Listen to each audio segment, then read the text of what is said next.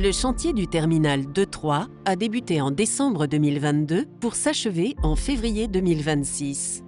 Le gros œuvre a été réalisé de juillet 2023 à mars 2024. Une première mise en service partielle a eu lieu en mars 2025 avec l'ouverture de l'extension de la salle d'embarquement non Schengen et de ses commerces. En avril 2025, la nouvelle zone de contrôle d'émigration et le salon non Schengen ont également été livrés. Les premiers vols tests ont pu être opérés au début de l'année 2026. Jusqu'à 200 ouvriers ont travaillé simultanément sur le chantier sans accident en coactivité, un résultat remarquable. L'extension représente près de 25 000 m² pour une longueur totale de 356 mètres, dont 273 dédiés à la DARS. La zone enregistrement compte 36 banques d'enregistrement.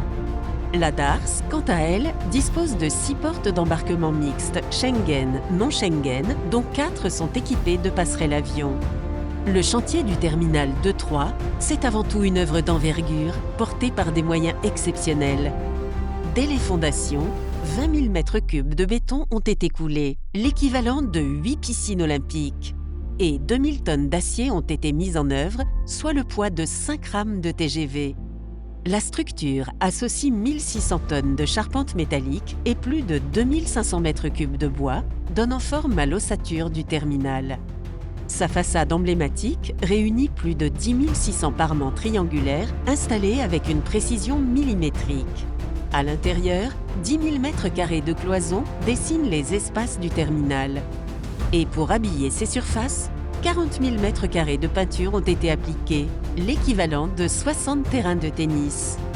Au sol, 17 000 m² de carrelage ont pris place, soit près de 2,5 terrains de football. En toiture, 802 panneaux photovoltaïques ont également été installés, couvrant plus de 1500 m² et contribuant à la performance énergétique du terminal. Ces chiffres reflètent l'engagement des équipes et la rigueur mise en œuvre pour livrer un terminal moderne, durable et adapté aux besoins de la plateforme de demain.